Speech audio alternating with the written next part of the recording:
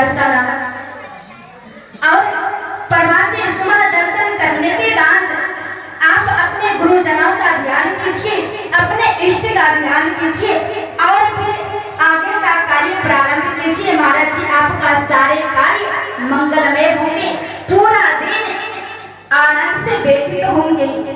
क्यों?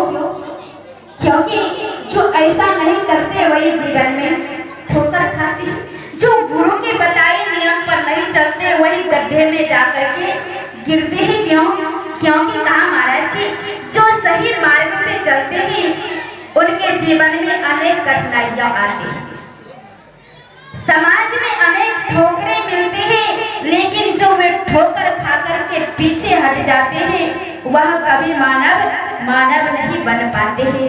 इसलिए कहा जीवन में जब अच्छाई के रास्ते पर चलते हैं, अच्छे कर्म पे चलते हैं तो बहुत ठोकरें खाते हैं, लेकिन जो उस ठोकर को खाते हुए जीवन में आगे बढ़ते जाते वही कुछ कर पाते हैं। क्यों? क्योंकि कहा चोट खा के जो गिर गए, चोट खा के जो गिर गए वो कंकर बन गए, और जो चोट को भी सह गए वो भोले शंकर बन गए। इसलिए चोट खा करके कभी किसी की भला बुरा बानी कटु शब्द सुन के अपने कदम को पीछे नहीं हटाना चाहिए। क्यों?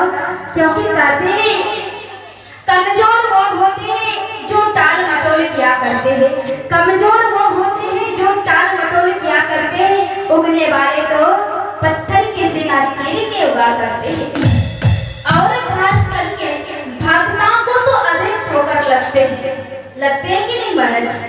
जो गलत रास्ते पर चलते हैं उन्हें बहुत कम ठोकर लगती है। क्यों?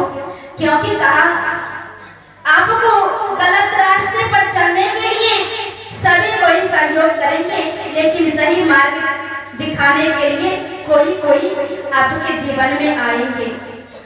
संत महापुरुष ऐसे महात्मा ही आएंगे, लेकिन गलत व्यवहार करने के लिए समाज परिवार में भाई बंधु अधिक मिल जाएंगे।